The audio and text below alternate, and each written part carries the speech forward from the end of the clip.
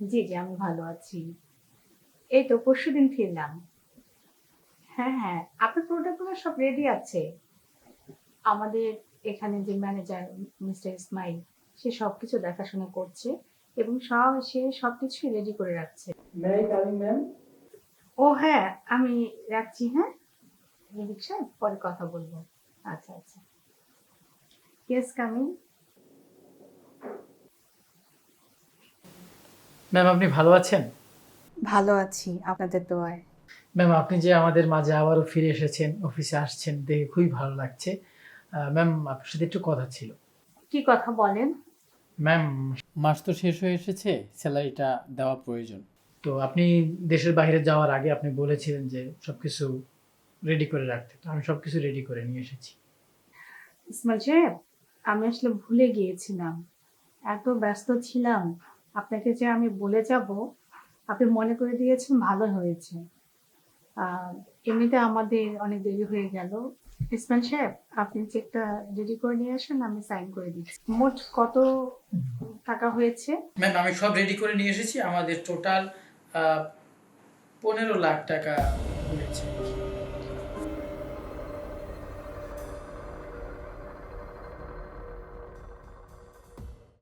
আপনি টাকাটা তুলে নিয়ে এসে আমার সাথে দেখা করবেন। Okay ma'am, thank you ma'am, আমি তাহলে আসি। আচ্ছা, ঠিক আছে।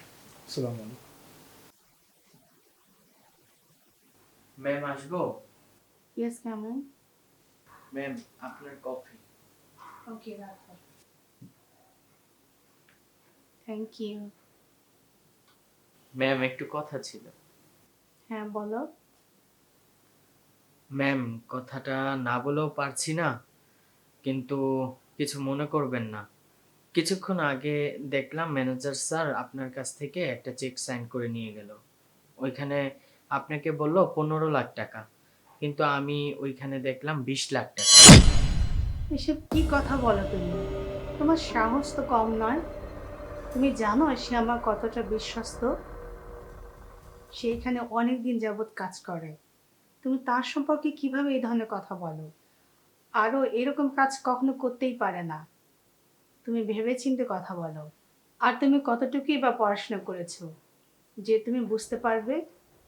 ম্যাম আমি একটু কম পড়াশোনা করছি, কিন্তু বিষয়টা যা দেখেছি তাতে মনে হচ্ছে আপনি একটু বিষয়টা ভেবে দেখলে ভালো হবে। আচ্ছা, ঠিক আছে, তোমাকে এত সব ভাবতে হবে না। আমি বিষয়টা দেখছি। Yes, coming. ম্যাম একটা কথা বলার ছিল। হ্যাঁ, বলেন। ম্যাম আপনি কি আমাদের অ্যাকাউন্ট থেকে কোনো টাকা তুলতে দিয়েছেন কাউকে? হ্যাঁ, কিছুক্ষণ আগে ম্যানেজার সাহেব এসেছিলেন, আমি তাকে একটা চেক সাইন করে দিয়েছি। হ্যাঁ ম্যাম, আমাদের অ্যাকাউন্ট থেকে 20 লাখ টাকা তোলা হয়েছে। কি বলছেন এসব? আমি কিছু বুঝতে পারছি না। আপনি, ফাহিম ঠিক সেম কথা বলছেন, অথচ ম্যানেজার সাহেব একটু আগে আমার কাছে এসে 15 লাখ টাকা একটা চেক সাইন করে নিয়ে গেল। সে তো আমাকে বললো 15 লাখ টাকা হয়েছে। সে কি মিথ্যে কথা বলবে? আমার কাছে সবকিছু গোলমালে লাগছে। আচ্ছা, ঠিক আছে, আপনারা তাকে দুজনে আসুন এখন, আমি বিষয়টা দেখছি।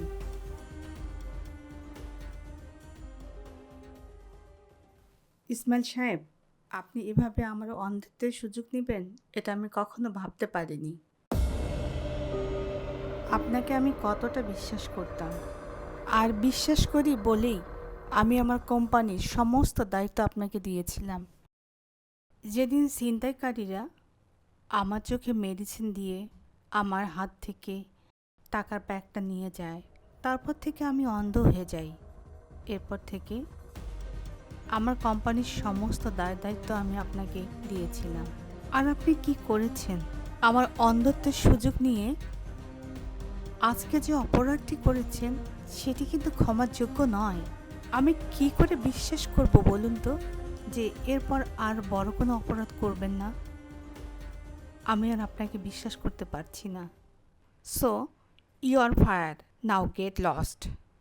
ম্যাম এরকম ভুল আর ম্যাম আমার কোনোদিন হবে না ম্যাম, প্লিজ ম্যাম মাফ করে দেন।